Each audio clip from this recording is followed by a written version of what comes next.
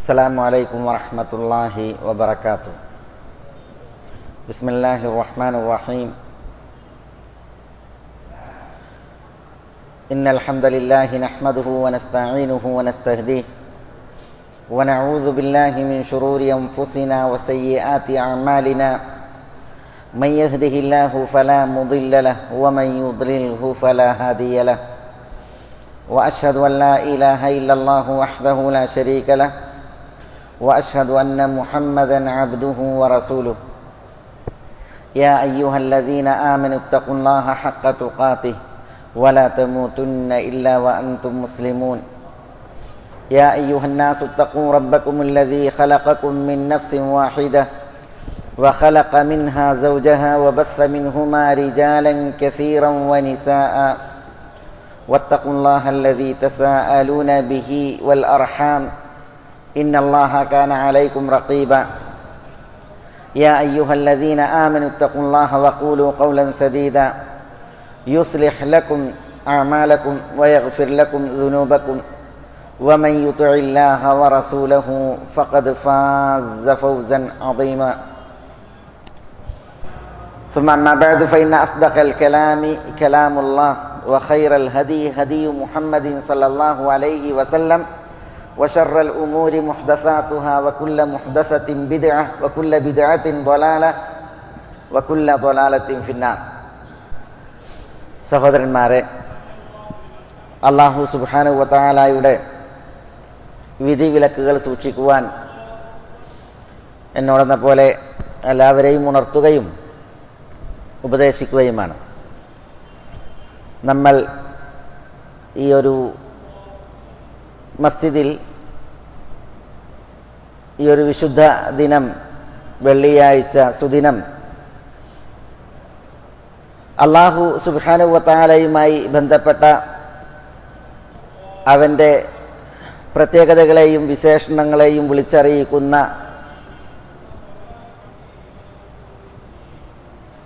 അവൻ്റെ നാമങ്ങളെ പഠിക്കുകയും ഗ്രഹിക്കുകയുമാണ് ഇവിടെ ഈ വേദിയിൽ വിശുദ്ധ റമദാൻ മാസത്തിന് മുമ്പ് നമ്മൾ പറഞ്ഞ് വച്ചു. കുറേ നാമങ്ങൾ, ഇനി അതിൻ്റെ തുടർച്ചയാണ് റമദാനിപ്പുറം നമ്മുടെ ഈ ഒരു സമയത്ത് ഇവിടുത്തെ ക്ലാസ്. ഇൻഷാ അല്ലാഹ് മേലായവൻ അല്ലാഹു നമ്മളുടെ അമലുകൾ ഉപരിലോകത്ത് കബൂലാക്കുമാറാവട്ടെ. അല്ലാഹു സ്വർഗം നൽകി ആദരിക്കുന്ന ഭാഗ്യവാന്മാരിൽ നമ്മളെല്ലാം ഉൾപ്പെടുത്തി അനുഗ്രഹിക്കുമാറാവട്ടെ. നരകത്തിൽ നിന്ന് അല്ലാഹു നമുക്ക് ഏവർക്കും മോക്ഷം നൽകുമാറാവട്ടെ. നമ്മുടെ മനസ്സിൻ്റെ മുറാദുകൾ അല്ലാഹു നമുക്ക് നേടിത്തരുമാറാവട്ടെ. ഏറ്റവും നല്ലതിലേക്ക് അല്ലാഹു നമുക്ക് തുറവിയും ഉദവിയും പ്രദാനം ചെയ്യുമാറാവട്ടെ. അല്ലാഹു സുബ്ഹാനഹു വ തആല ദറജകൾ ഉള്ളവനാണ് എന്ന് പറഞ്ഞാൽ അല്ലാഹു അത്യുന്നതനും മേലായവനുമാണ്. അല്ലാഹു സുബ്ഹാനഹു വ തആല അപ്രകാരം ദറജകളെ ഏറ്റുന്നവനാണ്. ആർക്കാണ് അല്ലാഹു ദറജ ഏറ്റുക? അല്ലാഹു സുബ്ഹാനഹു വ തആലാന്റെ ഇഷ്ടദാസന്മാർക്ക്, അള്ളാഹ്ക്ക് വഴിപ്പെടുന്നവർക്ക്. അള്ളാഹുവിങ്കൽ ദറജകളുണ്ട് എന്ന് നമ്മൾ പ്രമാണങ്ങളിൽ വായിക്കുന്നുണ്ട്. ലഹും ദറജാതുൻ ഇൻദല്ലാഹ്, അവർക്ക് അള്ളാഹുവിങ്കൽ ദറജകളുണ്ട് എന്ന് നമ്മൾ വിശുദ്ധ ഖുർആനിൽ വായിക്കുന്നുണ്ട്. അവർക്കെന്ന് പറഞ്ഞാൽ അഫമൻ ഇത്തബഅ റിദ്വാൻ അല്ലാഹ്, അള്ളാഹുവിൻ്റെ പ്രീതി പിൻപറ്റുന്നവർക്ക് എന്നാണ്. അപ്പോൾ അള്ളാഹു ദറജയുള്ളവനാണ്, ദറജയേകുന്നവനാണ്. എങ്ങനെയാണ് അല്ലാഹു സുബ്ഹാനഹു വ തആല സ്വർഗത്തെ സൃഷ്ടിച്ചത്? അല്ലാഹു സുബ്ഹാനഹു വ തആല സ്വർഗത്തെ സൃഷ്ടിച്ചത് ദറജകളായിട്ടാണ്.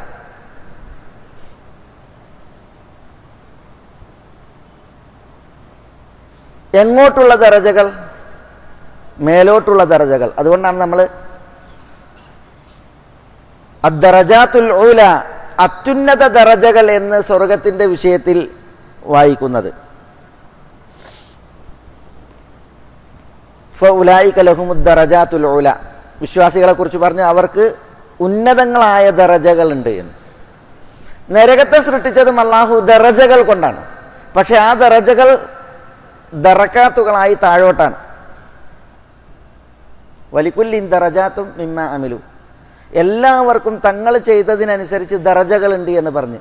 സൽവൃത്തന്മാർക്ക് ദറജകൾ മേലോട്ട് സ്വർഗത്തിൽ, പാപികൾക്ക് ദറജകൾ താഴോട്ട് നരകത്തീയിൽ ദറകാത്തുകളായി.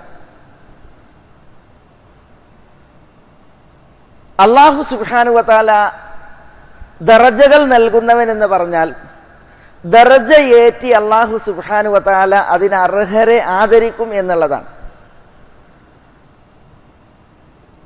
സ്വർഗത്തിലെ ദറജകളെ കുറിച്ച് നമുക്ക് ഹദീസുകളിൽ വായിക്കാം. കഅബ് ഇബ്നു മുർറ റളിയല്ലാഹു തആല അൻഹു പറയുകയാണ്, ഒരിക്കൽ റസൂലുള്ളാഹി സ്വല്ലല്ലാഹു അലൈഹി വസല്ലം തങ്ങൾ പറഞ്ഞു, ഒരു യുദ്ധമുഖത്ത് ഇർമു, നിങ്ങൾ അമ്പെയ്യൂ. എന്നിട്ട് തിരുനബി പറഞ്ഞു, വമൻ ബലഗൽ അദുവ ബിസഹ്മിൻ ഫീ സബീലില്ലാഹ് റഫഅ അല്ലാഹു ബിഹി ദറജതൻ ഫിൽ ജന്ന.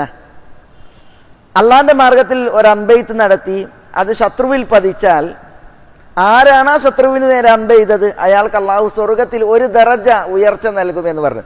ഒരു ദറജ ഉയർച്ച നൽകും എന്ന് പറഞ്ഞു. അപ്പൊ യുദ്ധത്തിൽ പങ്കെടുത്ത അബ്ദുറഹ്മാൻ ബിൻ അബീ നഹാം നബി സല്ലല്ലാഹു അലൈഹി വസല്ലം തങ്ങളോട് ചോദിച്ചു, വമദ് ദറജ, എന്താണ് ദറജ? അപ്പൊ തിരുനബി സല്ലല്ലാഹു അലൈഹി വസല്ലം തങ്ങൾ പറഞ്ഞു, ഇന്നഹാ ലൈസത് ബി അതബതി ഉമ്മിക്, നിങ്ങളുടെ വീട്ടുപടി എങ്ങനെ ഉണ്ടാകുക? സ്റ്റെപ്പ് കയറിയിട്ടാണ് വീട്ടുപടി, അതുപോലത്തെ ദറജല്ല. പിന്നെയോ, വലാകിന്ന മാ ബൈന ദറജതൈനി മിഅതു ആം എന്നാണ്. സ്വർഗത്തിൻ്റെ രണ്ട് ദറജകൾക്കിടയിൽ 100 വർഷത്തെ വഴിദൂരമുണ്ട് എന്നാണ്. 100 വർഷത്തെ വഴിദൂരം. അപ്പോൾ ദറജ പിന്നെ അടുത്ത ദറജ, ഈ രണ്ട് ദറജകൾക്കിടയിൽ 100 വർഷത്തെ വഴിദൂരം. അത്രമേൽ ഓരോ ദറജകളും തമ്മിൽ എന്തുണ്ട്? ഉന്നതമായി സംവിധാനിക്കപ്പെട്ടിരിക്കുന്നു എന്നാണ് നബി സല്ലല്ലാഹു അലൈഹി വസല്ലം തങ്ങൾ പറഞ്ഞത്. നമ്മളിവിടെ ദറജകൾ പറയും അല്ലേ, സ്റ്റെപ്പ് ഉണ്ടല്ലോ വീട്ടുപടിക്ക് സ്റ്റെപ്പ്, അതിനൊക്കെ ദറജ് പറയും. ആ ദറജല്ല നബി സല്ലല്ലാഹു അലൈഹി വസല്ലം തങ്ങൾ പറഞ്ഞിട്ട് പറയാണ്, സ്വർഗത്തിലെ ദറജകൾ അത് തമ്മിലുള്ള വഴിദൂരം ഇത്രയാണ് എന്ന്. അതിൽ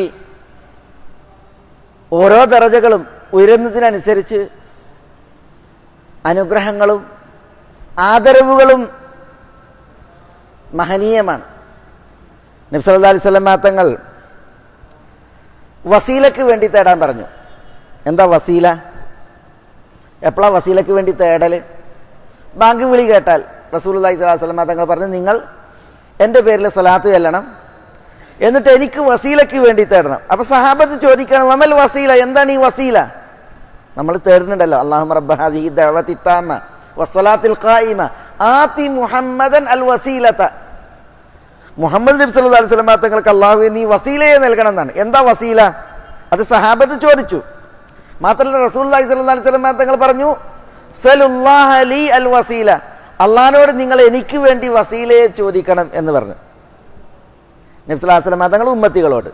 അപ്പോൾ എന്താ വസീല എന്ന് ചോദിച്ചപ്പോൾ തിരുനബി സല്ലല്ലാഹു അലൈഹി വസല്ലം തങ്ങളുടെ മറുപടി, അഅ്ലാ ദറജത്തിൻ ഫിൽ ജന്ന, സ്വർഗത്തിൽ ഏറ്റവും ഉന്നത ദറജയാണ്.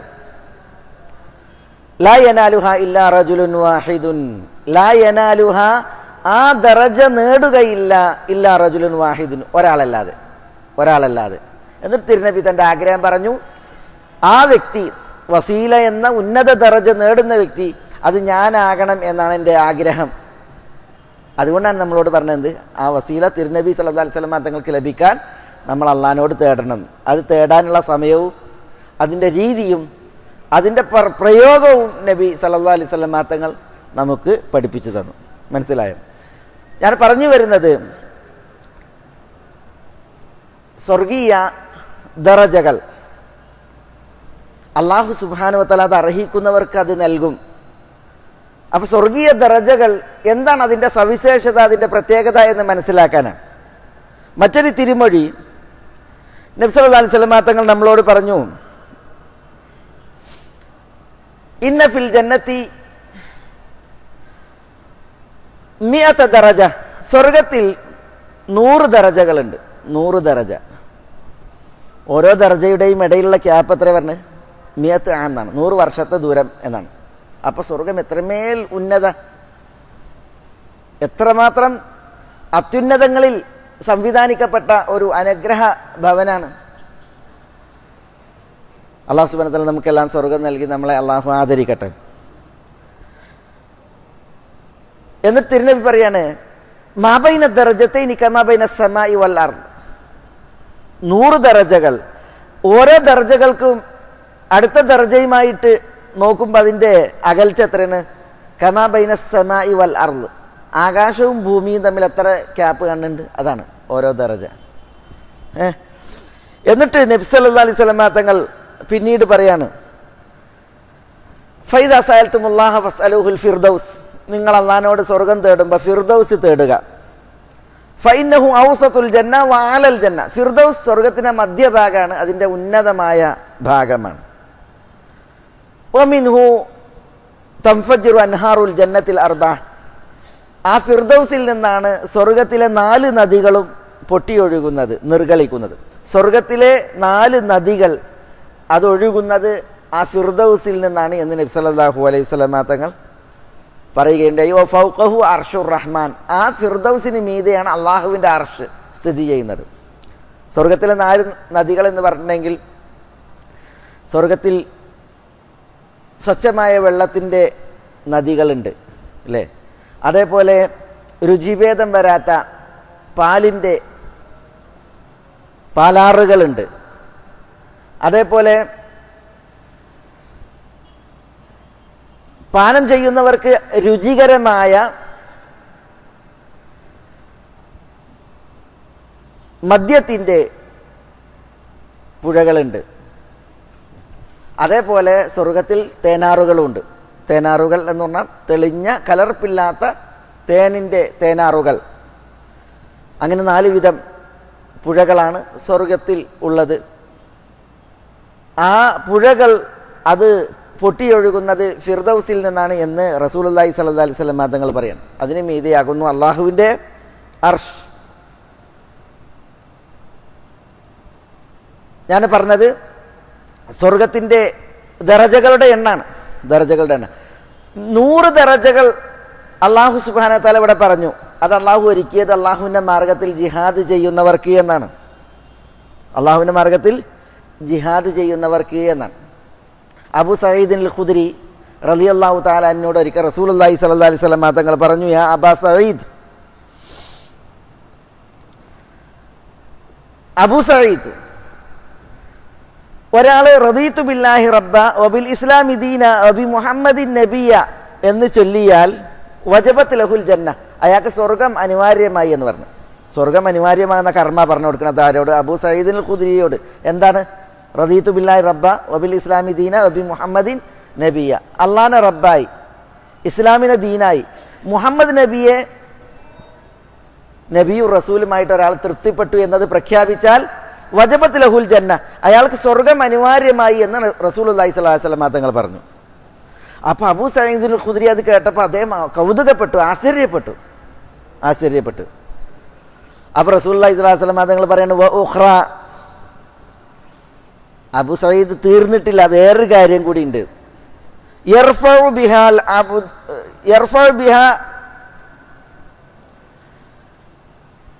അൽ അബ്ദ മിഅത ദറജ, അല്ലാഹു സുബ്ഹാനഹു വ തആല അതുകൊണ്ട് ഒരു ദാസനെ 100 ദറജ നൽകി ആദരിക്കും, ഉയർത്തുമെന്ന് പറഞ്ഞു. എവിടെ? ഫിൽ ജന്ന, സ്വർഗത്തിൽ. അവിടെ 2 കർമ്മ പഠിപ്പിക്കുന്നത് അബൂ സഈദിനെ. ഒന്ന് ഞാൻ പറഞ്ഞു, എന്താ? റദീതു ബില്ലാഹി റബ്ബ വബിൽ ഇസ്ലാമി ദീന വബി മുഹമ്മദിൻ നബിയ. എന്താ ഇതിൻ്റെ അർത്ഥം? അള്ളാഹുവിനെ റബ്ബായി, ഇസ്ലാമിനെ ദീനായി, മുഹമ്മദ് നബിയെ റസൂലായി നബിയായി പ്രീതിപ്പെടുന്നവർക്കുള്ളതാണത് സ്വർഗം. പിന്നെ മറ്റൊരു ഹസ്ലത്ത് കൂടി പഠിപ്പിക്കുകയാണ്, ഒരു പ്രവണത, ഒരു പുണ്യം കൂടി പഠിപ്പിക്കുകയാണ്. അതെന്താ? അതിൽ കൗതുകപ്പെട്ട അദ്ദേഹത്തോട് പറയാണ്, വേറൊന്നും കൂടി ഉണ്ട് കേട്ടോ. അല്ലാഹു സുബ്ഹാനഹു വ തആല ആ പുണ്യപ്രവൃത്തി കൊണ്ട് ഒരു ദാസനെ 100 ദറജ നൽകി ആദരിക്കുന്നതാണ്. 100 ദറജ. അപ്പം അതെന്താണെന്ന് ചോദിച്ചപ്പോൾ അൽ ജിഹാദ് ഫി സബീലിൽ, അള്ളാഹിൻ്റെ മാർഗത്തിലുള്ള ജിഹാദാണ് എന്ന് നബിയുന മുഹമ്മദ് സല്ലല്ലാഹു അലൈഹി വസല്ലം തങ്ങൾ പറഞ്ഞു. ജിഹാദിൻ്റെ മഹത്വം, ജിഹാദിൻ്റെ സന്ദർഭത്തിൽ യഥാവിധം ജിഹാദ് നിർവഹിക്കുന്നവർക്കുള്ള ഫലാണത്. പറഞ്ഞു വരുന്നത് സ്വർഗത്തിൽ 100 ദറജ പഠിപ്പിക്കപ്പെട്ട്. 100 ദറജ മാത്രമേ ഉള്ളൂ സ്വർഗത്തിൽ. പണ്ഡിതന്മാർ ആ വിഷയത്തിൽ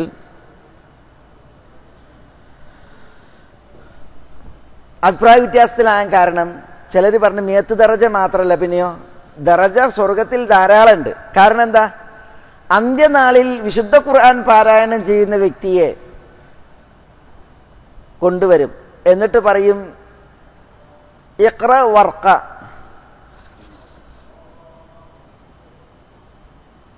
ലിക്കുല്ലി ആയത്തിൻ ദറജ എന്നാണ്.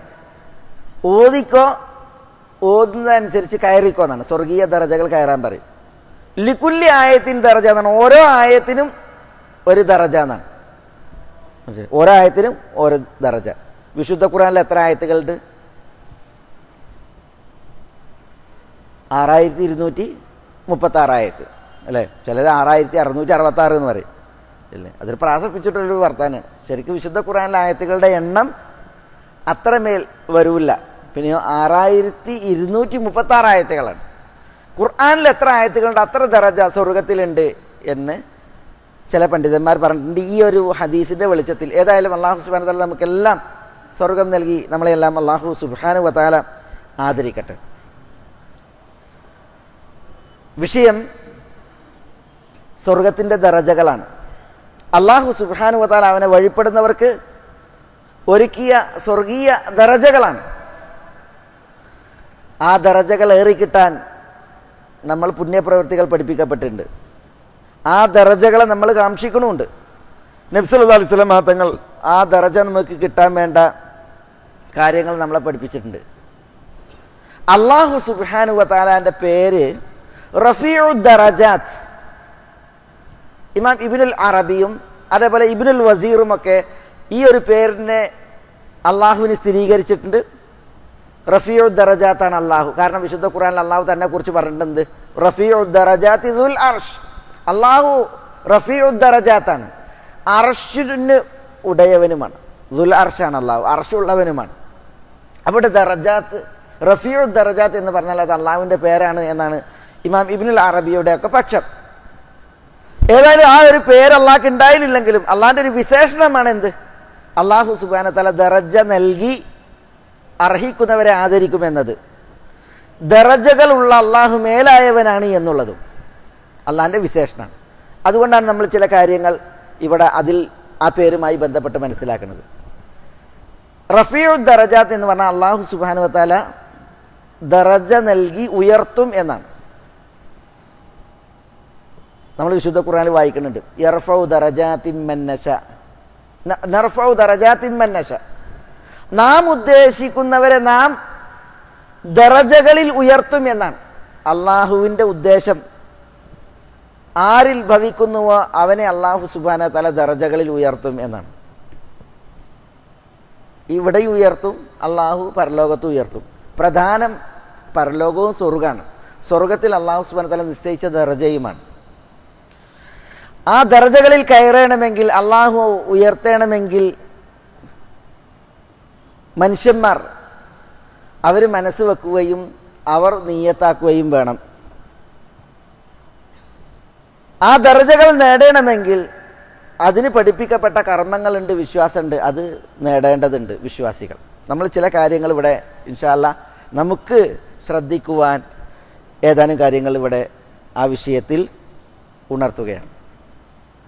അല്ലാഹു സുബ്ഹാനഹു വ തആല പറഞ്ഞു, വമൻ യഅതിഹി മുഅ്മിനൻ ഖദ് അമില സ്വാലിഹാത്ത് ഫഉലൈക ലഹുമുദ് ദറജാത്തുൽ ഉല വമൻ യഅതിഹി മുഅ്മിനൻ അള്ളാഹിൻ്റെ അടുക്കൽ മുഅ്മിനായി വരുന്നവൻ, വിശ്വാസിയായി അള്ളാഹുവിങ്കൽ പരലോകം പൂകിയെത്തുന്നവൻ, വഖദ് അമില സ്വാലിഹാത്ത് എങ്ങനെ? സൽപ്രവൃത്തി ചെയ്തുകൊണ്ട്, സൽപ്രവൃത്തി അനുഷ്ഠിച്ച് വിശ്വാസിയായി അള്ളാഹുവിനെ കണ്ടുമുട്ടുന്നവന് എന്താ പറഞ്ഞത്? ഫൗലൈക ലഹും, അക്കൂട്ടർ അവർക്കാകുന്നു അദ്ദറജാത്തുൽ ഉല എന്നാണ്. അദ്ദറജാത്തുൽ ഉല എന്ന് പറഞ്ഞാൽ അത്യുന്നത ദറജകൾ. സ്വർഗത്തിൻ്റെ അത്യുന്നതങ്ങളെ നേടാൻ വിശ്വാസം വേണം, സൽപ്രവൃത്തികൾ വേണം എന്നാണ്. അതേപോലെ ഇന്നമൽ മുഅ്മിനൂന അല്ലദീന ഇദാ ദുകിറല്ലാഹ് വജിലത് ഖുലൂബുഹും വഇദാ തുലിയത് അലൈഹിം ആയാതുഹു സാദതുഹും ഈമാന വഅലാ റബ്ബിഹിം യതവക്കലൂൻ ഉലൈക ഹുമുൽ മുഅ്മിനൂന ഹഖ്ഖാ ലഹും ദറജാതുൻ ഇൻദ റബ്ബിഹിം വമഗ്ഫിറത്തും വറിസ്കുൻ കരീം എന്നാണ്. ഇന്നമൽ മുഅ്മിനൂന അല്ലദീൻ, സത്യവിശ്വാസികൾ എന്ന് പറഞ്ഞാൽ അവരാരാ? ഇദാ ദുകിറല്ലാഹ്, അല്ലാഹ് എന്ന് പറയപ്പെട്ടാൽ വജിലത് ഖുലൂബുഹും, അവരുടെ ഹൃദയങ്ങൾ പേടിക്കും. അല്ലാഹ് എന്ന് പറഞ്ഞാൽ ഹൃദയത്തിന് പേടിയുണ്ടാവും. വൈദ തുലിയത് അലൈഹിം ആയാതുഹു, അള്ളാഹുവിൻ്റെ ആയത്തുകൾ അവർക്ക് നേരെ ഓതപ്പെട്ടാൽ, ഖുർആൻ പാരായണം ചെയ്യപ്പെട്ടാൽ, സാദത്തുഹും ഈമാന, അത് അവരുടെ ഈമാനിനെ അധികരിപ്പിക്കും, വർദ്ധിപ്പിക്കും. വഅലാ റബ്ബിഹിം യതവക്കലൂൻ, അവരവരുടെ റബ്ബിൽ മാത്രമേ തവക്കുലാക്കി ഭരമേൽപ്പിച്ച് കഴിയൂ. എന്നിട്ട് പറയാണ് ഉലൈക ഹുമുൽ മുഅ്മിനൂന ഹഖ്ഖ, ഇവരാണ് ഒറിജിനൽ മുഅ്മിനീങ്ങൾ, ഈ സ്വഭാവമുള്ളവർ. എന്നിട്ട് എന്താ പറഞ്ഞത്? ലഹും ദറജാത്തുൻ ഇൻദ റബ്ബിഹിം, അവർക്ക് അവരുടെ റബ്ബിങ്കൽ ദറജാത്ത് ഉണ്ട് എന്നാണ്. അവർക്ക് അവരുടെ റബ്ബിങ്കൽ ദറജാത്ത് ഉണ്ട്, സ്വർഗീയ ദറജകൾ. അതാണ് ഉദ്ദേശം. വമഗ്ഫിറ, പാപമോചനുണ്ട്. വറിസ്കുൻ കരീം, മാന്യമായ റിസ്കും ഉപജീവനവും ഉണ്ട് എന്നാണ്. അള്ളാഹു ആ ഭാഗ്യവാന്മാരിൽ നമ്മൾ ഉൾപ്പെടുത്തി അനുഗ്രഹിക്കട്ടെ. അപ്പോൾ അവിടെ വിശ്വാസി ആരാന്ന് പറയാണ്? വിശ്വാസി ആരാ? അള്ളാഹ് എന്ന് പറഞ്ഞാൽ കൽബിന് പേടിയുണ്ടാകുന്നവർ. ആയത്തുകൾ കേട്ടാൽ ഈമാൻ കൂടുന്നവർ. ഹസ്ബി അല്ലാ, എനിക്ക് അള്ളാഹു മതി എന്ന് പറഞ്ഞ് അള്ളാഹുവിൽ തവക്കുലാക്കിയിട്ട് കഴിയുന്നവൻ, അവരാണ് മുഅ്മിനീങ്ങൾ. അവർക്കാണ് ദറജാത്ത് എന്നാണ്. ഇതേപോലെ കർമ്മങ്ങൾ നമ്മൾ വേറെയും വായിക്കുന്നുണ്ട്. എന്തിന്? അള്ളാഹുവിൻ്റെ ദറജകൾ അള്ളാഹു തരാൻ നമ്മൾ ശ്രദ്ധിക്കേണ്ടുന്നതായ വിഷയത്തിൽ കുറേ കർമ്മങ്ങൾ നമ്മൾ ദർജകൾ കിട്ടാൻ, ഇപ്പം നബി സല്ലല്ലാഹു അലൈഹി വസല്ലം തങ്ങളുടെ പേരിൽ സലാത്തിൻ്റെ വിഷയം എന്താ? സലാത്തിൻ്റെ വിഷയത്തിൽ നമ്മൾ പഠിപ്പിക്കപ്പെട്ടത്, ഒരിക്കൽ അബൂ തൽഹ റളിയല്ലാഹു തആല അൻഹു പറയാണ്, റസൂലുള്ളാഹി സ്വല്ലല്ലാഹു അലൈഹി വസല്ലം തങ്ങൾ ഒരു ദിവസം ത്വയ്യിബൻ നഫ്സായി യുറാഫി വജിഹിൽ ബിശ്ർ, റസൂലുള്ളാഹിൻ്റെ തിരുമുഖത്ത് സന്തോഷത്തിൻ്റെ പാടുകൾ. നബി സല്ലല്ലാഹു അലൈഹി വസല്ലം തങ്ങൾ നല്ല മന സംതൃപ്തിയിൽ സന്തോഷത്തിൻ്റെ പാടുകൾ മുഖത്ത് പ്രത്യക്ഷപ്പെട്ട് നബി സല്ലല്ലാഹു അലൈഹി വസല്ലം തങ്ങൾ കാണപ്പെട്ടാണ്. അബൂ തൽഹ പറയാണ്. അപ്പോൾ സഹാബത്ത് ചോദിച്ചു, യാ റസൂലല്ലാഹ് അസ്ബഹ്തൽ യൗം ത്വയ്യിബൻ നഫ്സ് യുറാഫി വജ്ഹികൽ ബിശ്ർ, റസൂലെ നല്ല മനസ്സംതൃപ്തിയിൽ സന്തോഷം മുഖത്ത് വെളിപ്പെടുമാറാണല്ലോ നിങ്ങൾ ഇന്ന് പ്രഭാതത്തിൽ, എന്തു പറ്റി? അപ്പോൾ തിരുനബി പറയാണ് സല്ലല്ലാഹു അലൈഹി വസല്ലം, അജൽ, അതെ, നിങ്ങൾ പറഞ്ഞത് കറക്റ്റാണ്. അതാനി ജിബ്രീൽ, എൻ്റെ അടുക്കൽ ജിബ്രീൽ വന്നു. ഫഖാൽ, എന്നിട്ട് പറഞ്ഞു, മൻ സല്ല അലൈക മിൻ ഉമ്മത്തിക സ്വലാത്തൻ കതബല്ലാഹു ലഹു ബിഹാ അശറ ഹസനാത്ത് വമഹ അൻഹു അശറ സയ്യിആത്ത് വറഫഅ ലഹു അശറ ദറജാത്ത്. എന്താ? നബി സല്ലല്ലാഹു അലൈഹി വസല്ലം തങ്ങൾക്കൊരു സുവിശേഷം ജിബ്രീൽ പറഞ്ഞു കൊടുത്തു. അതെന്താ? നബിയുടെ മേൽ സല്ലല്ലാഹു അലൈഹി വസല്ലം ഉമ്മത്തികളിൽ നിന്ന് ഒരാൾ ഒരു സ്വലാത്ത് ചൊല്ലിയാൽ അള്ളാഹു അയാൾക്ക് 10 ഹസനത്തുകൾ, പുണ്യങ്ങൾ രേഖപ്പെടുത്തും. അയാളെ തൊട്ട് അള്ളാഹു 10 തിന്മകളെ മായിക്കും. പിന്നെയോ 10 ദറജകളെ അള്ളാഹു അയാൾക്ക് ഉയർത്തുമെന്നാണ്. 10 ദറജകളെ അള്ളാഹു അയാൾക്ക് ഉയർത്തുമെന്നാണ്. 100 ദറജ നേടിക്കൊടുക്കുന്ന അമൽ നമ്മൾ കേട്ട് അല്ലേ. 10 ദറജ നേടിത്തരുന്ന ഒരു അമലാണ് റസൂലുള്ളാഹി സ്വല്ലല്ലാഹു അലൈഹി വസല്ലം തങ്ങൾ ഇവിടെ ഉണർത്തിയത്. അതെന്താണ്? റസൂലുള്ളാഹി സ്വല്ലല്ലാഹു അലൈഹി വസല്ലം തങ്ങളുടെ പേരിലുള്ള ഒരു സ്വലാത്താണ്. പക്ഷെ എങ്ങനെ സലാത്ത്? ഉമൈർ അൽ അൻസാരിയിൽ നിന്ന് റിപ്പോർട്ട് ചെയ്യുന്ന ഹദീസിൽ കാണാം, മൻ സ്വല്ല അലയ്യ മിൻ ഉമ്മത്തി സലാത്തൻ മുഖ്ലിസൻ മിൻ ഖൽബിഹി എന്നാണ്. മൻ സ്വല്ല അലയ്യ മിൻ ഉമ്മത്തി സലാത്തൻ, എൻ്റെ ഉമ്മത്തികളിൽ നിന്ന് എൻ്റെ മേൽ ഒരാൾ സലാത്ത് ചെല്ലണം. എങ്ങനെ? മുഖ്ലിസൻ മിൻ ഖൽബിഹി, ഖൽബിൽ തട്ടി നിഷ്കളങ്കായി അങ്ങനെ സലാത്ത് എല്ലാം കഴിയണം. എന്താ പറഞ്ഞത്? മുഖ്ലിസൻ മിൻ ഖൽബിഹി, ഹൃദയത്തിൽ നിന്ന് ഇഖ്ലാസോട് കൂടിയിട്ട് സലാത്ത് ചെല്ലണം എന്ന് പറഞ്ഞാൽ. കാരണം സലാത്ത് ചെല്ലണമെങ്കിൽ അത് നിഷ്കളങ്കാവണം, ആത്മാർത്ഥാകണം. ചിലർ സലാത്ത് ചെല്ലണത് എന്തിനാ? പൈസയ്ക്ക് വേണ്ടി സലാത്ത് ചെല്ലണവരുണ്ട്, ചീരണിക്ക് വേണ്ടിയിട്ട് സലാത്ത് ചെല്ലുന്നവരുണ്ട്, പലവിധ ദുനിയാവ് മോഹിച്ച് സലാത്ത് ചെല്ലണവരുണ്ട്. ചിലർക്ക് സലാത്ത് എന്നത് അറിയലെന്നെങ്ങനെ? അത് ഏതെങ്കിലും ഒരു രാവ് വരണം, ആ രാവിലൊരു മജ്ലിസ് ഉണ്ടാകണം, ആ മജ്ലിസിൽ വിഭവങ്ങൾ വിളമ്പണം. മനസ്സിലായില്ലേ? അങ്ങനത്തെ സലാത്ത് അറിയാം. അതൊക്കെ എന്താ? മുഖ്ലിസായ സലാത്ത, മനുഷ്യൻ്റെ സലാത്ത അല്ല. നബി സല്ലല്ലാഹു അലൈഹി വസല്ലം തങ്ങൾ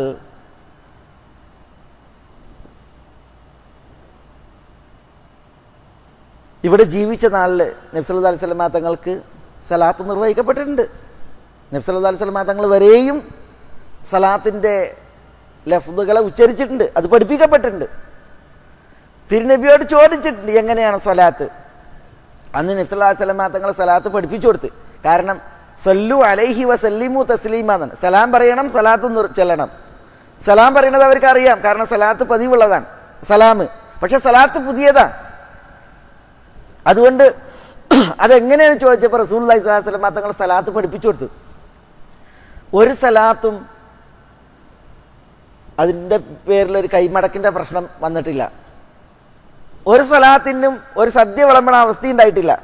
എങ്കിലൊരു സലാത്ത് അങ്ങനല്ല. എന്നാൽ സലാത്തിലോട്ട് കുറവുണ്ടായിട്ടുമില്ല. സലാത്തിൻ്റെ പുണ്യവും സലാത്തിൽ പറയപ്പെട്ട ഗുണങ്ങളും അത് നേടണമെങ്കിൽ അത് മുഖ്ലിസൻ മിൻ ഖൽബിഹി, മനസ്സിൽ തട്ടി ആത്മാർത്ഥായിരിക്കണം എന്നാണ്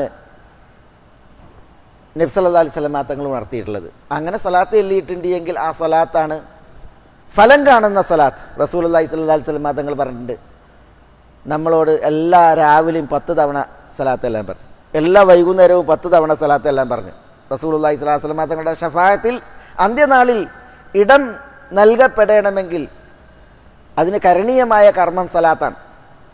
അതേപോലെ നബി സല്ലല്ലാഹു അലൈഹി വസല്ലം തങ്ങളുടെ പേര് കേൾക്കുമ്പോഴൊക്കെ സലാത്ത് ചെല്ലുക എന്നുള്ളത് പഠിപ്പിക്കപ്പെട്ടു. വെള്ളിയാഴ്ച ദിവസങ്ങളിൽ ശ്രേഷ്ഠമായ ദിവസമാണ്. നബി സല്ലല്ലാഹു അലൈഹി വസല്ലം തങ്ങൾ പറഞ്ഞു, ഫഅക്സിറൂ ഫീഹി അലയ്യ മിനസ്സലാഹ്, വെള്ളിയാഴ്ച നിങ്ങൾ എൻ്റെ പേരിൽ സ്വലാത്തിനെ വർദ്ധിപ്പിക്കണം. എങ്ങനെ സ്വലാത്ത്? അത് നബി സല്ലല്ലാഹു അലൈഹി വസല്ലം തങ്ങൾ പഠിപ്പിച്ചു തന്നിട്ടുണ്ട് എങ്ങനെയാണ് സ്വലാത്ത്. ആ രീതിയിലുള്ള സ്വലാത്ത് എണ്ണാണ് വേണ്ടത്, ചെല്ലാണ് വേണ്ടത്. പക്ഷെ ഇന്ന് സ്വലാത്തിൽ ഇഖ്ലാസ് പോയി, പലർക്കും ഇഖ്ലാസ് പോയി. കാരണം എന്താ? സ്വലാത്ത് കൂലിക്കായി, സ്വലാത്ത് ചീരണിക്കായി, സ്വലാത്ത് പിരിവിനായി. പിന്നെ സ്വലാത്തിന് പ്രത്യേക വേദികൾ, പ്രത്യേക ചടങ്ങുകൾ, വാർഷികങ്ങൾ, ഇങ്ങനെയൊക്കെ ആയി. യഥാർത്ഥ സലാത്ത് ചെല്ലുന്നവരുടെ സലാത്ത് അത് നിഷ്പ്രഭായി. സലാത്തിൻ്റെ സ്ഥാനത്ത് കുറേ സലാത്തുകൾ പുതിയത് വന്നു. അങ്ങനെ ഒറിജിനൽ മങ്ങി വ്യാജൻ മാർക്കറ്റ് നേടി.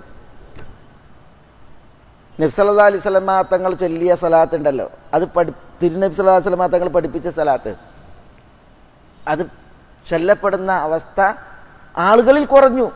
ഇപ്പം നാരിയ സലാത്ത് ഒരു ഉദാഹരണം.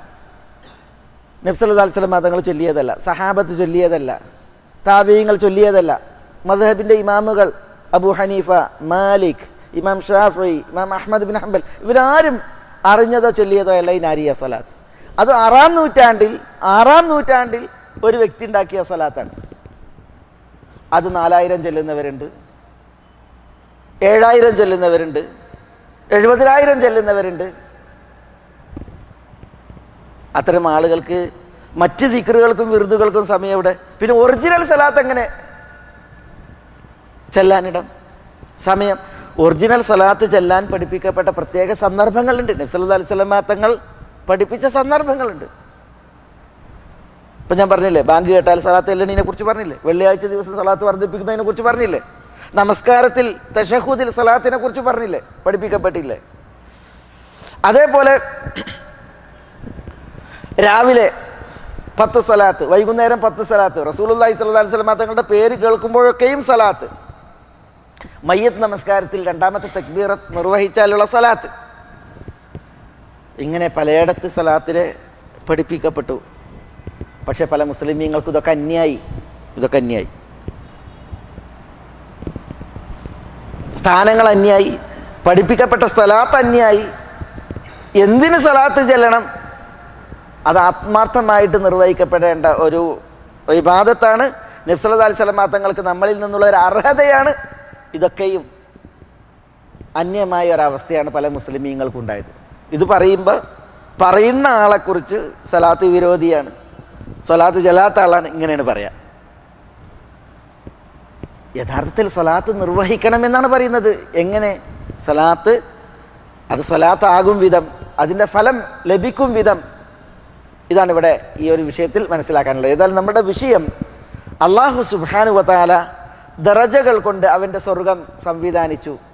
ആ ദറജകൾ നേടുന്നതിന് നമ്മൾ അമലുകൾ പഠിപ്പിക്കപ്പെട്ടു. അതിൽ പ്രധാനപ്പെട്ട ഒരു അമലാണ് എന്ത്? നബി സല്ലല്ലാഹു അലൈഹി വസല്ലം തങ്ങളുടെ പേരിൽ നിർവഹിക്കുന്ന സ്വലാത്ത്. ഇതേപോലെ നബി സല്ലല്ലാഹു അലൈഹി വസല്ലം തങ്ങൾ പറഞ്ഞു, ഒരു വ്യക്തി അയാൾ ഒരു സംസാരം നടത്തും. ലയതകല്ലമു ബിൽ കലിമ എന്നാണ്, ഒരു കലിമത്ത് സംസാരിക്കും. ലാ യുതി ലഹാ ബാലൻ, അയാൾ അത്രമേൽ അത് ശ്രദ്ധിച്ചോളുന്നില്ല, വലിയൊരു മൈൻഡില്ലാതെയാണ് ഇവരെ പറഞ്ഞിട്ടുള്ളത്. പക്ഷെ പറഞ്ഞത് നല്ല വചനാണ്, നല്ലൊരു വചനാണ്, മറ്റുള്ളവർക്കൊരു മാതൃകയാകും വിധം. എങ്കിൽ റസൂലുള്ളാഹി സ്വല്ലല്ലാഹു അലൈഹി വസല്ലം തങ്ങൾ പറഞ്ഞത് എന്താ? യർഫഉഹുല്ലാഹു ബിഹാ ദറജാത്ത് എന്നാണ്. ആ സൽവചനം പറഞ്ഞതിനാൽ അള്ളാഹു ആ മനുഷ്യനെ ദറജകളിൽ ഉയർത്തുമെന്നാണ്. യർഫഉഹുല്ലാഹു ബിഹാ ദറജാത്ത്. ആ ഒരു സൽവചനം പറഞ്ഞതിനാൽ അള്ളാഹു ആ മനുഷ്യനെ ദറജകളിൽ ഉയർത്തും എന്നാണ് പറഞ്ഞത്. അത് നമ്മളൊക്കെ വളരെ ഗൗരവത്തിൽ മനസ്സിലാക്കേണ്ട, പ്രാധാന്യത്തിൽ മനസ്സിലാക്കേണ്ട ഒരു ഭാഗം കൂടിയാണ്. ചില മനുഷ്യന്മാർ ചില വാക്കുകൾ പറയും. എന്താ ഉണ്ടാകുക? മനുഷ്യന്മാർ അതിനാൽ കേടുവരും. എന്നാൽ മറ്റു ചില മനുഷ്യന്മാർ ഭാഗ്യവാന്മാരാണ്. അവരുടെ വാക്ക് തുലാം കുറവാണെങ്കിൽ തന്നെ അതെന്തായിരിക്കും? മറ്റുള്ളവർക്ക് വെളിച്ചവും മാർഗദീപവും ഒരു മാർഗ സരണിയും മാതൃകയായിരിക്കും. ഒരു ഉദാഹരണം പറഞ്ഞാൽ, ഞാൻ ചരിത്രം വായിച്ച കൂട്ടത്തിൽ അൽ കിഫിൽ എന്ന് പറയുന്ന ഇസ്രായേലിയരിലെ ഒരു വ്യക്തിനെ കുറിച്ച് വായിച്ചു. അൽ കിഫിൽ ഇസ്രായേലിയരിൽ അൽ കിഫിൽ എന്ന് പറയുന്ന വ്യക്തി എല്ലാ തോന്നിവാസങ്ങൾക്കും അടിമയാണ്. ലൈംഗിക ചേഷ്ടകളിൽ പരീക്ഷിക്കപ്പെട്ട ഈ മനുഷ്യൻ സ്ത്രീകളെ വെറുതെ വിടുന്ന പരിപാടിയില്ല. ആ ഇടയിലാണ്, ഇതൊരു ഹദീസ് കൂടിയാണ് കേട്ടോ, ഹദീസ് കൂടിയാണ്, പല പണ്ഡിതന്മാരും സഹീഹ് എന്ന് വിശേഷിപ്പിച്ച, സനദിനെ സഹീഹ് എന്ന് വിശേഷിപ്പിച്ച സംഭവമാണ്. ആ ഇടയിലാണ് ഒരു സ്ത്രീ കിഫിലിന് മുമ്പിൽ പ്രത്യക്ഷപ്പെടുന്നത്. കിഫിൽ ആ സ്ത്രീക്ക് 60 ദീനാർ നൽകി. 60 ദീനാർ നൽകി. എന്തിനാ നൽകിയത്?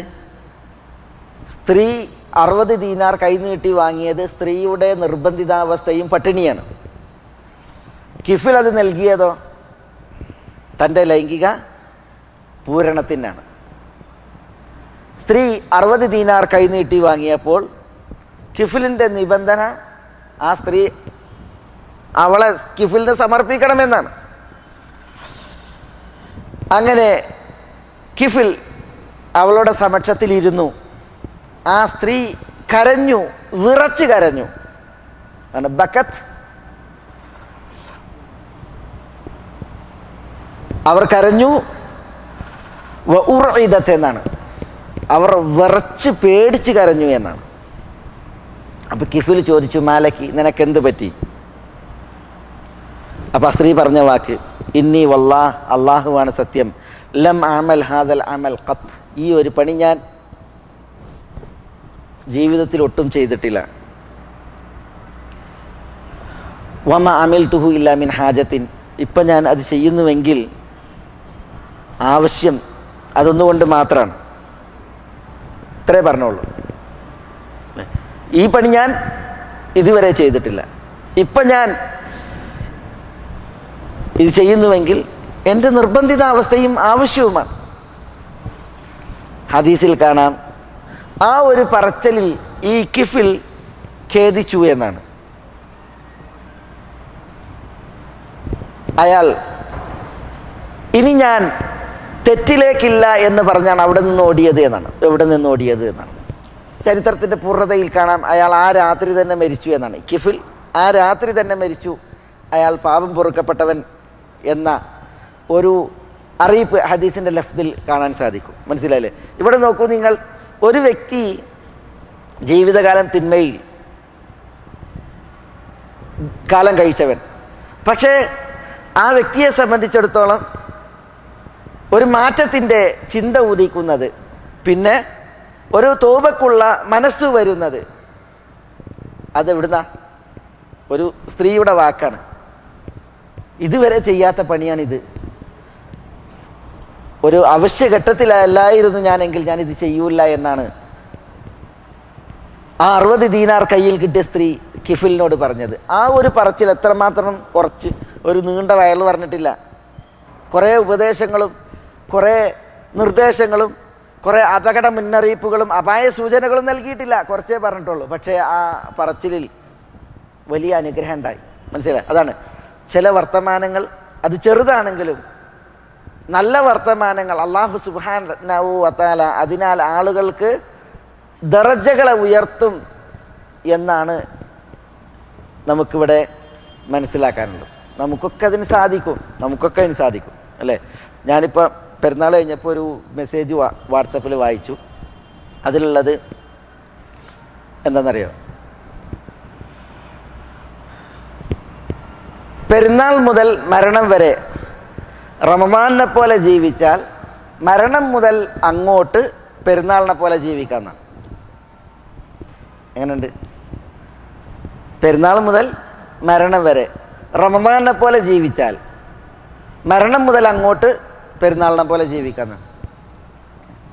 ചെറിയൊരു വരിയാണ്, പക്ഷേ എത്ര സുന്ദരമായ ആശയം.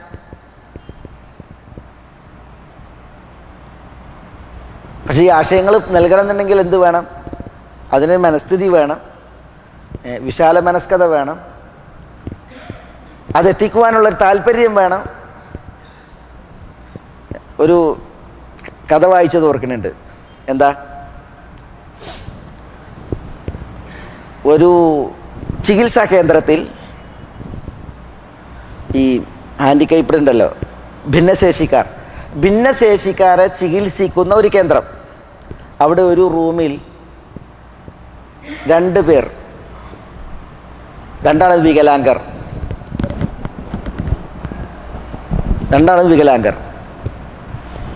ഒരാൾ പറ്റ അവശനാണ്. അവരെ സംബന്ധിച്ചിടത്തോളം അയാളും വികലാംഗനാണ്, പക്ഷെ അയാൾക്ക് ഇരിക്കാൻ കഴിയും, നടക്കാൻ കഴിയില്ലെങ്കിലും തൻ്റെ ശയ്യയിൽ ഇരിക്കാൻ കഴിയും, നടക്കാൻ കഴിയില്ല. അവരൻ നടക്കാനും കഴിയില്ല, ഇരിക്കാനും കഴിയില്ല.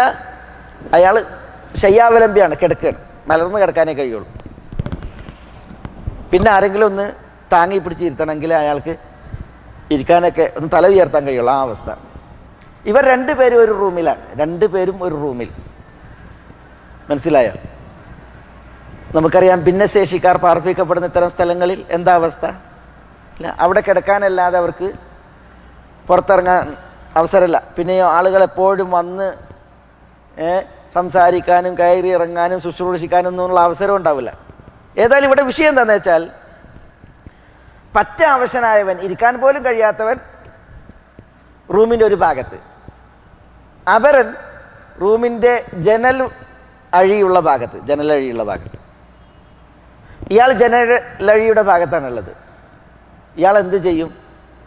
ആ ജനലഴി ഭാഗത്ത് തൻ്റെ കിടക്കയിൽ അയാൾക്ക് ഇരിക്കാൻ കഴിയും, നടക്കാൻ കഴിയില്ല എന്നുള്ളൂ, ഇരിക്കും. എന്നിട്ട് പുറത്തേക്ക് നോക്കിയിട്ട് പുറത്തെ കാഴ്ചകൾ, പുറത്ത് നടക്കുന്ന സംഭവ വികാസങ്ങൾ, പുറത്തുള്ള പ്രകൃതിയുടെ രമണീയത, വശ്യത, ഇതൊക്കെ അത് കാണാൻ കഴിയാത്ത. കാരണം എന്താ? ഇയാൾ പറ്റ ശയ്യാവലംബിയാണ്. കാണാൻ കാഴ്ച ഉണ്ടെങ്കിലും നോക്കാൻ കഴിയില്ല, തല ഉയർത്താൻ കഴിയില്ല, അങ്ങനെയല്ലേ? അപ്പോൾ ഇയാൾക്ക് പറഞ്ഞു കൊടുക്കും,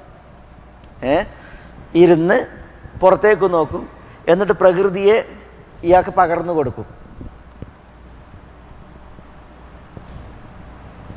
നോക്കൂ നിങ്ങൾ ആ മനുഷ്യൻ്റെ മനസ്സ്. അപ്പം അയാൾ കൗതുകത്തിൽ അത് കേൾക്കും, അയാൾ കുറേ കാര്യങ്ങൾ ചോദിക്കും. അപ്പോൾ ചോദിക്കുമ്പോൾ അതൊക്കെ ഇയാൾക്ക് പറഞ്ഞു കൊടുക്കും പുറത്തുനിന്ന് ഈ വ്യക്തി. ദിനരാത്രങ്ങൾ തുടർന്നു, വർഷങ്ങൾ കഴിഞ്ഞു. ഈ രണ്ടു കൂട്ടരിൽ ആദ്യം മരിച്ചത് ഈ വ്യക്തിയാണ്. ആര്? ജനലിനോടടുത്തിരുന്ന് പുറം ലോകത്തെ കാഴ്ചകളും വിഷയങ്ങളും പറഞ്ഞു കൊടുക്കുന്ന വ്യക്തിയാണ് ആദ്യം മരിച്ചത്. അതോടുകൂടിയിട്ട് മറ്റേ വ്യക്തി തനിച്ചായി.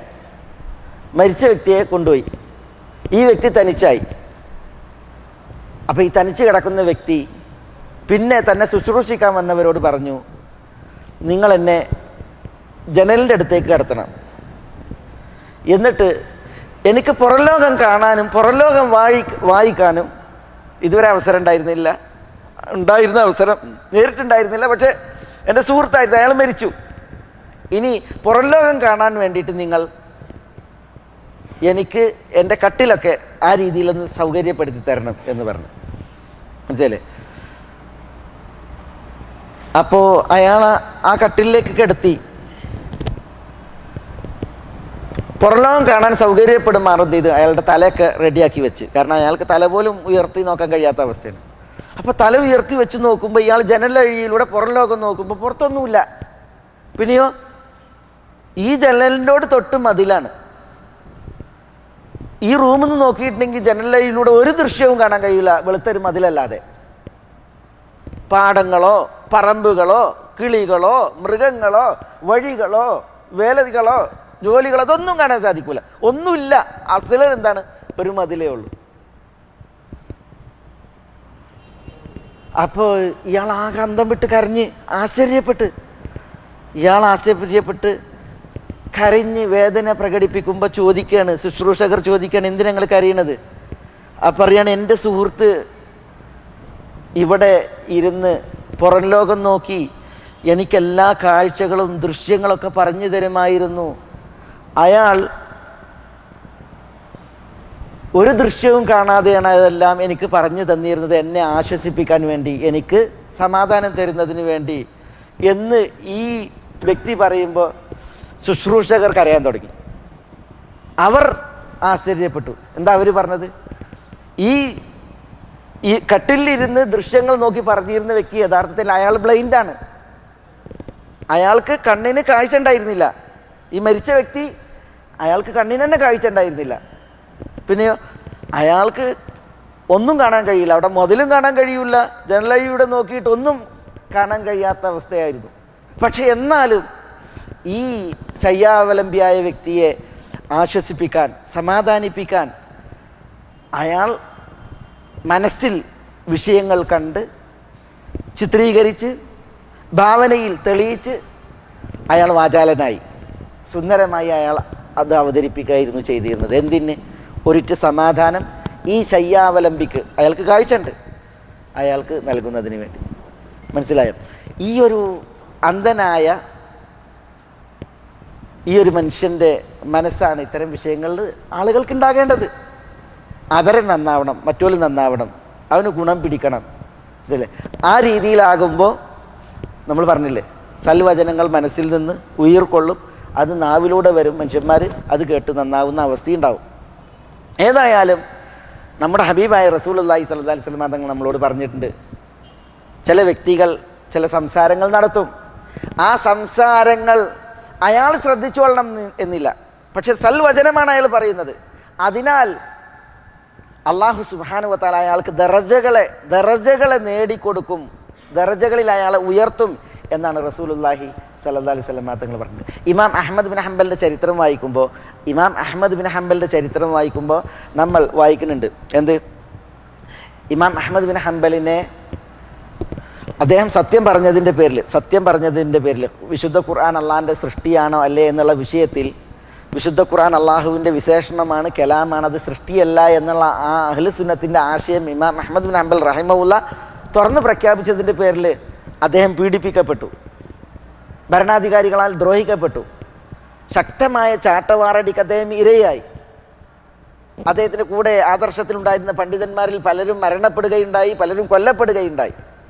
ഇമാം അഹ്മദ് ബിൻ ഹംബൽ അദ്ദേഹത്തിന് ശക്തമായ അടിയേൽക്കുമ്പോൾ എങ്ങനെയാണ് നിങ്ങളിത് സഹിച്ചിരുന്നത് എന്ന് ചോദിക്കുമ്പോൾ അദ്ദേഹം പറയാറുണ്ട്, 2 അടിയെ ഞാൻ അനുഭവിക്കാറുള്ളൂ, ആ 2 അടിക്ക് അപ്പുറമുള്ള അടി ഞാൻ അനുഭവിക്കാറില്ല, കാരണം 2 അടി ഏൽക്കുമ്പോൾ തന്നെ ബോധം കെടും എന്നുള്ളതാണ്.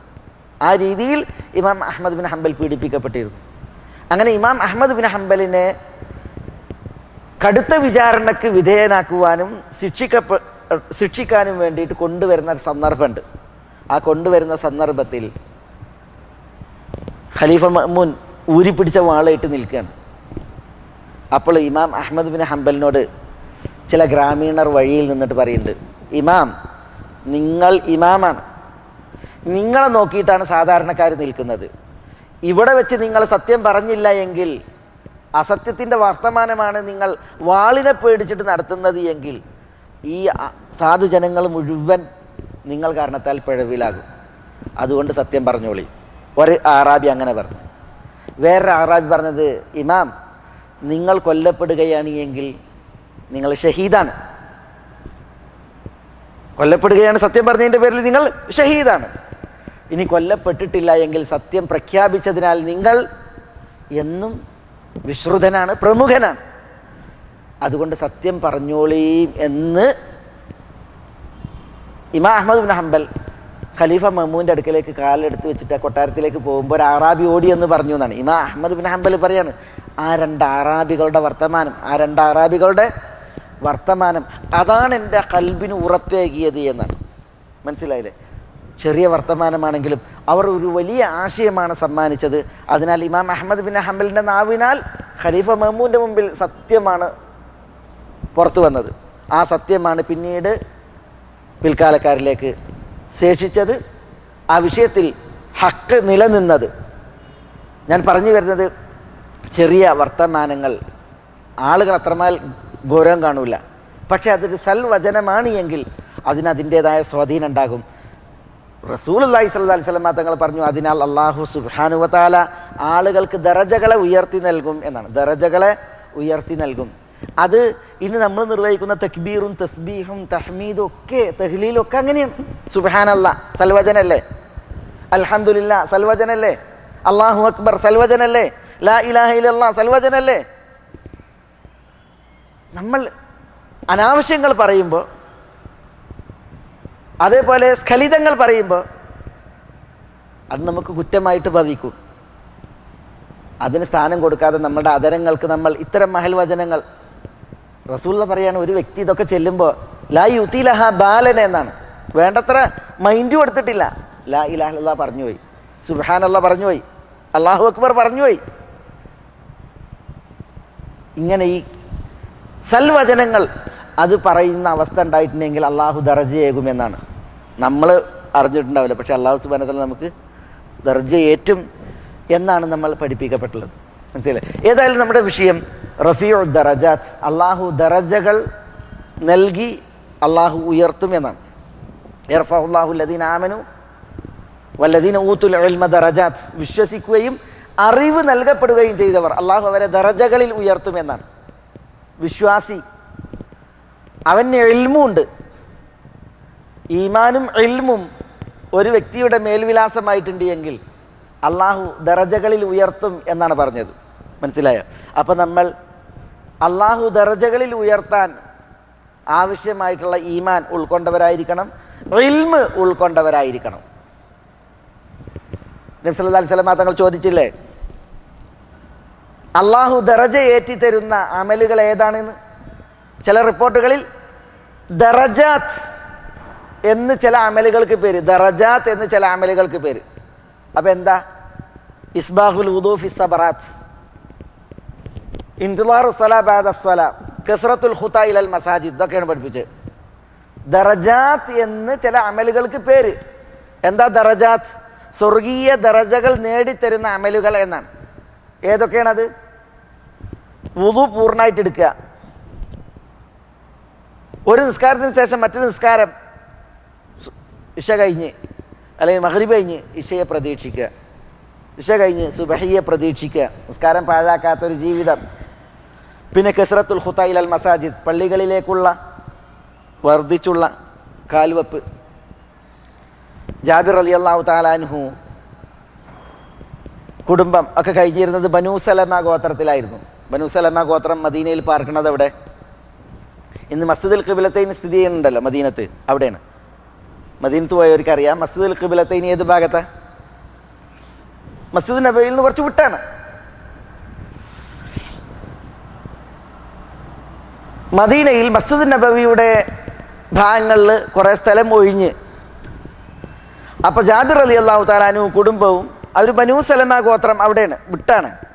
അവിടുന്ന് പെര ഒഴിവാക്കിയിട്ട് മസ്ജിദ് നബവിയുടെ അടുത്ത് സ്ഥലം വാങ്ങിയിട്ട് വീട് വെക്കാൻ തീരുമാനിച്ചു. മസ്ജിദ് നബവിൻ്റെ അടുത്ത് എന്തിനാണ് വീട് വെക്കണത്? വേഗം പള്ളിക്കൊക്കെ എത്താൻ വേണ്ടിയിട്ടാണ്. നബി സല്ലല്ലാഹു അലൈഹി വസല്ലം തങ്ങളുടെ അടുക്കൽ ഈ വിവരം അവതരിപ്പിച്ചു. ബനൂ സലമ ഗോത്രം ജാബിർ റളിയല്ലാഹു അൻഹു കുടുംബവരൊക്കെ അവിടെ ഒഴിവാക്കിയിട്ട് മദീനത്തെ പള്ളിൻ്റെ അടുത്തേക്ക് വീട് വെക്കാൻ വരികയാണ് എന്ന് പറഞ്ഞ്. അപ്പോൾ നബി സല്ലല്ലാഹു അലൈഹി വസല്ലം തങ്ങൾ എന്താ പറഞ്ഞത്? ബനൂ സലമ ഗോത്രത്തെ മൊത്തത്തിൽ വിളിച്ചിട്ട് പറഞ്ഞത്, യാ ബനി സലമ, ബനൂ സലമ ഗോത്രമേ,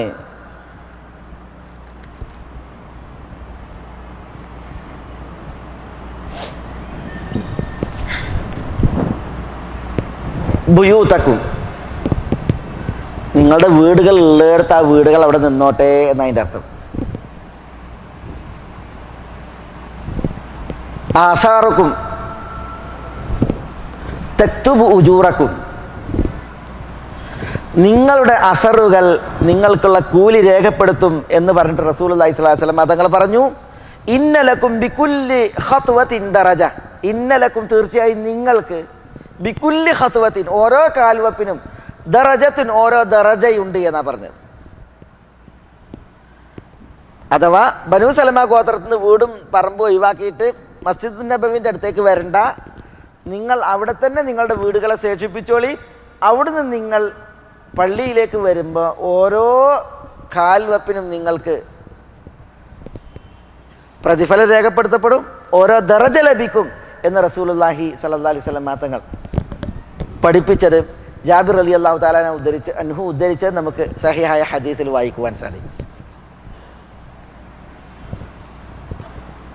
അള്ളാഹുവിങ്കൽ അള്ളാഹു സുബ്ഹാനഹു വ തആല നിശ്ചയിച്ച ദറജകൾ, സ്വർഗീയ ദറജകൾ, അത് നേടുന്നതിന് പഠിപ്പിച്ച കുറേ അമലുകളുണ്ട്, പുണ്യപ്രവൃത്തികളുണ്ട്. ആ പ്രവൃത്തികൾ നമ്മൾ ഈമാനോടുകൂടി അനുഷ്ഠിക്കുമ്പോൾ അള്ളാഹു സുബ്ഹാനഹു വ തആല റഫീഉ ദറജാത്ത്, ദറജകളിൽ അർഹരെ ഉയർത്തുന്നവനാണ്. ദറജകളിൽ അള്ളാഹു അർഹരെ ഉയർത്തുന്നവനാണ്. അതുകൊണ്ട് തന്നെ അള്ളാഹു സുബ്ഹാനഹു വ തആല സ്വർഗത്തെ പടച്ചപ്പോൾ ദറജകളായിട്ട് സ്വർഗത്തെ പടച്ചു. ഓരോ ദറജകളും അതിഗംഭീരമാണ്, അനുഗ്രഹ സമ്പന്നമാണ്. ആ ദറജകളെ നേടുന്നതിന്, ഏൽക്കുന്നതിന് അർഹമായ അമലുകൾ ചെയ്യുക. അതേപോലെ നബി സല്ലല്ലാഹു അലൈഹി വസല്ലം തങ്ങൾ പറഞ്ഞതുപോലെ അള്ളാഹുവിനോട് ആ ദറജകൾ തരാൻ ആത്മാർത്ഥമായിട്ട് നമ്മൾ ദുആ ഇരക്കുക. ഇതാണ് ഈ വിഷയത്തിൽ ഉണർത്താനുള്ളത്. മേലായ റബ്ബ് സുബ്ഹാനഹു വ തആല നമ്മളെ എല്ലാവരെയും എല്ലാവിധ നന്മകൾക്കും അനുഗ്രഹിക്കുമാറാവട്ടെ. അള്ളാഹുവിൻ്റെ തൗഫീഖേകി തുണയേകി അള്ളാഹു നമ്മളെയെല്ലാം സഹായിക്കുമാറാവട്ടെ. അള്ളാഹുവിന് വഴിപ്പെട്ട് ജീവിക്കുവാനുള്ള ആയുരാരോഗ്യം അള്ളാഹു നമുക്ക് ഏവർക്കും ഏറ്റി നൽകുമാറാവട്ടെ. അള്ളാഹു നമ്മുടെ ഈ ഒരു മജ്ലിസ് ഉപരിലോകത്ത് കബൂലാക്കുമാറാവട്ടെ. ഇതിനേക്കാൾ ശ്രേഷ്ഠപ്പെട്ട ഒരു മജ്ലിസിൽ സ്വർഗത്തിൻ്റെ അത്യുന്നതങ്ങളിൽ മുഹമ്മദ് നബി സല്ലല്ലാഹു അലൈഹി വസല്ലം തങ്ങളുടെ അയൽവാസികളായി ഒരുമിച്ച് കൂടാൻ അള്ളാഹു നമുക്ക് ഏവർക്കും തുണയേകുമാറാവട്ടെ. നമ്മെ നോക്കി വരുന്ന മുസീബത്തുകൾ അള്ളാഹു നമ്മളിൽ നിന്ന് വഴിമാറ്റുമാറാവട്ടെ. നമ്മുടെ മാനസിക ശാരീരിക പ്രയാസങ്ങളെ അള്ളാഹു ദൂരീകരിക്കുമാറാവട്ടെ. നമ്മുടെ തെറ്റുകുറ്റങ്ങൾ അള്ളാഹു പൊറുക്കുമാറാവട്ടെ. നരകത്തിൽ നിന്ന് അള്ളാഹു നമ്മളെ മോചിപ്പിക്കുമാറാവട്ടെ. സ്വർഗം നൽകി അള്ളാഹു നമ്മളെ എല്ലാം ആദരിക്കുമാറാവട്ടെ. നമ്മുടെ ഇണകളിലും മക്കളിലും ഇരുലോകത്തും അള്ളാഹു നമുക്ക് കൺകുളിർമ പ്രദാനം ചെയ്യുമാറാവട്ടെ. اللهم اغفر للمؤمنين والمؤمنات والمسلمين والمسلمات الأحياء منهم والأموات إنك مجيب الدعوات يا قاضي الحاجات. اللهم أعز الإسلام والمسلمين وأذل الشرك والمشركين ودمر أعداءك أعداء الملة والدين. واحفظ اللهم هذا البلد آمنا مطمئنا رخاء سخاء وسائر ديار المسلمين. اللهم صل على محمد وعلى آل محمد كما صليت على إبراهيم وعلى آل إبراهيم إنك حميد مجيد.